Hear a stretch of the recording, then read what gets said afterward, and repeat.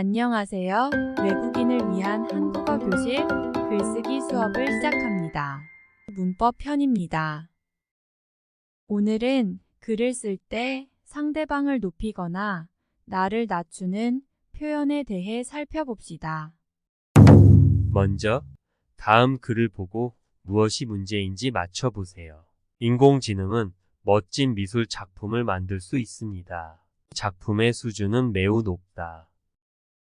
무슨 뜻인지는 알겠어요. 그런데 빨간색 부분이 문제입니다. 있습니다는 높임말이고 높다는 예산말입니다. 한국어에서는요, 똑같은 내용을 전달할 때도 상대가 누구냐에 따라 높임말, 낮춤말, 예산말을 명확하게 구분해서 표현합니다.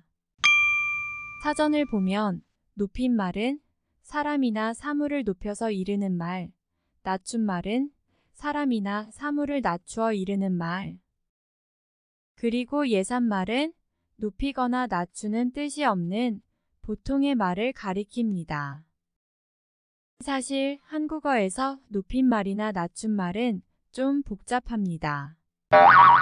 오늘은요, 이걸 모두 공부하기보다 보고서 그리고 선생님께 이메일을 쓸 때 주의할 사항 몇 가지만 살펴보겠습니다.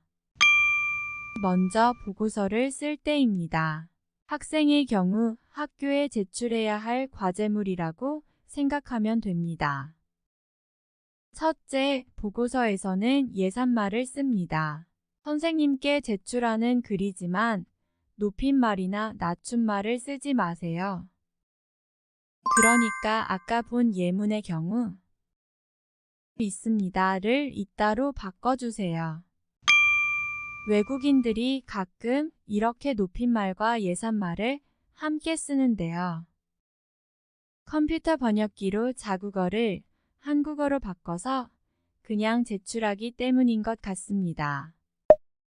컴퓨터 번역기는 높임말과 예산말을 구별하지 못할 때가 많으니까요. 주의해야 합니다. 둘째, 예산말을 쓸 때 구어체보다 문어체가 더 좋습니다. 평소에 일상적으로 대화할 때나 발표할 때 격식을 차리지 않고 편하게 표현하는 언어를 구어라고 하고요. 보고서처럼 격식을 갖춰 표현하는 언어를 문어라고 보통 부릅니다. 그런데 외국인들의 경우 한국어에서 어떤 게 구어이고 문어인지 구별이 쉽지 않을 거예요. 오늘은 보고서에서 피하는 것이 좋은 구어체 표현 몇 가지만 소개합니다. 먼저 줄여서 쓰는 말, 줄임말인데요.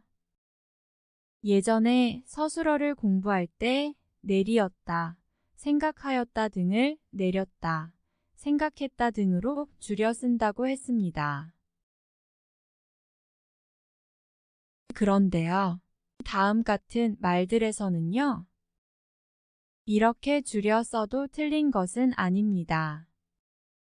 여기서 줄이기 전의 말이 문어체, 줄인 말이 구어체인데요.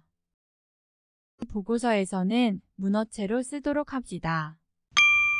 예를 들어 구어체로 문장을 만들어 봅시다. 영화가 처음엔 재밌다. 근데 곧 지루해질 거다. 에서요. 이걸 문어체로 바꾸면 영화가 처음에는 재미있다. 그런데 곧 지루해질 것이다. 입니다. 보고서에서는 이렇게 쓰자고요. 이어서 문어체로 바꾸는 것이 좋은 다른 표현 몇 가지를 봅시다. 다음 문장들에서 빨간색 부분이 구어체 부분입니다.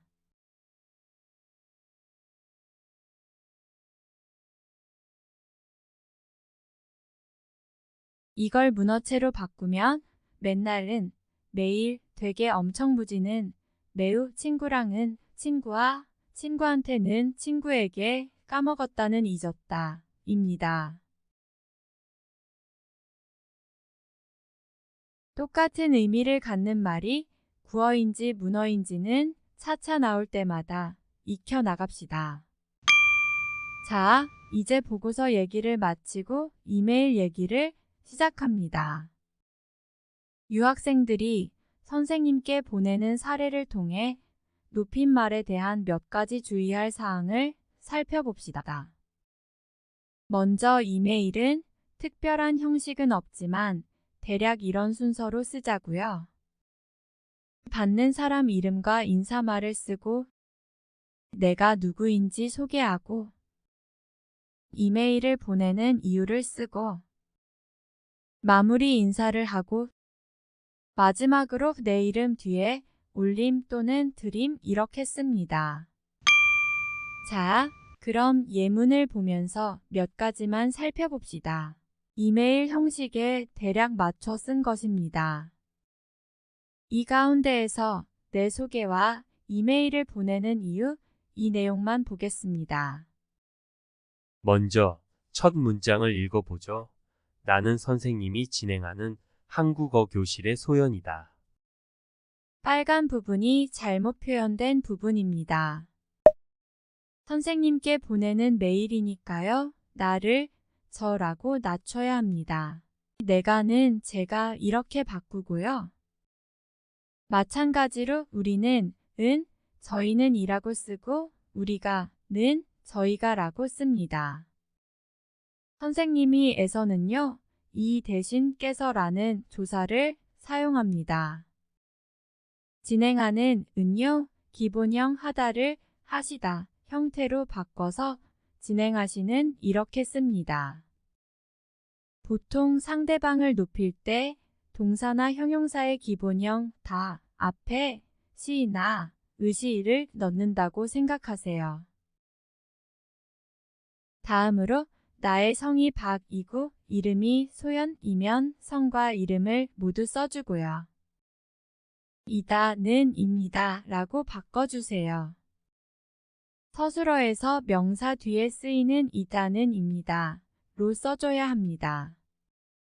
여기서 한 가지 주의사항입니다. 한 학생이 이렇게 메일을 보냈어요. 저는 당신의 수업을 신청하고 싶습니다. 당신은요, 높임말로도 쓰이지만 낮춤말로도 쓰입니다. 높임말은요, 부부 사이나 연인 사이에서 서로 상대를 조금 높여 부르는 경우입니다. 예를 들어, 당신이 그립습니다. 당신 오늘 몇 시에 들어와요? 이런 경우이고요. 낮춤말은요, 상대방에게 화를 낼 때 자주 사용해요. 예를 들어, 당신이 뭔데 나한테 청소를 시키는 거야? 이럴 때요. 아까 메일에서 학생과 선생님의 관계는 개인적으로 가까운 사이가 아니죠. 따라서 당신은 어울리지 않는 표현입니다. 그러니까 당신이 라는 표현을 선생님이 정도로 바꿔야 합니다. 자, 그 다음 내용을 읽어볼까요? 제가 지난 시간에 과제를 제출하지 못했다. 그래서 직접 과제를 드리는 것이 좋겠습니다고 생각합니다. 선생님 있는 곳이 어디인지 알려주십시오. 빨간색 부분이 잘못 표현된 부분입니다. 먼저 첫 문장에서 못했다는 못했습니다 라고 써야 합니다. 보통 나를 낮출 때 하다 로 끝나는 동사나 형용사는요. 현재형으로는 합니다. 과거형으로는 했습니다 라고 씁니다. 다음 문장에서는요. 좋겠습니다고를 좋겠다고로 바꿔야 합니다. 유학생들의 메일에서 이 표현이 자주 등장하는데요. 좋겠다와 생각한다의 높임말이 좋겠습니다와 생각합니다. 이니까요. 이걸 합쳐서 좋겠습니다고 생각합니다 라고 쓴 것인데요. 뒤에 생각합니다 라고 높임말이 한번 나올 때는요. 앞에 좋겠습니다는 좋겠다 라고 예산말로 써줍니다. 따라서 좋겠다고 생각합니다 라고 씁니다. 다음 예문을 보면서 잠깐 연습해 볼까요? 이런 문장들처럼 맨 뒤에 높임말이 나오면 그 앞의 말은 높임말로 연결하지 말고 이렇게 예산말로 써주자고요. 자, 그럼 다음 문장을 봅시다. 있는 을 계신 으로 바꿔야 합니다. 한국어에서는요, 다음과 같이 상대방을 높이는 말이 정해져 있는 경우가 있습니다. 한번 읽어보죠. 있다는 계시다, 아프다는 편찮으시다, 먹다, 마시다는 드시다, 자다는 주무시다, 말하다는 말씀하시다. 이런 정해진 표현이 더 많이 있는데요. 그때그때 새로 익혀나가도록 합시다. 자, 이제 지금까지 살펴본 이메일 표현을 복습해 봅시다. 빨간색은 틀린 부분, 파란색은 고친 부분입니다.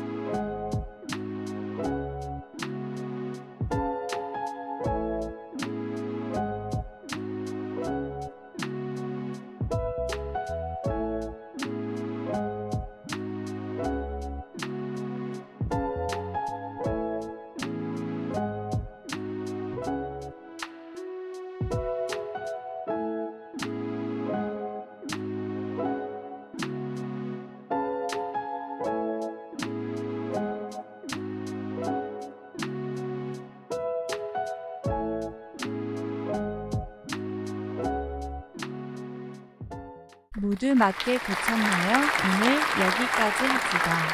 다음 시간에 또 만나요.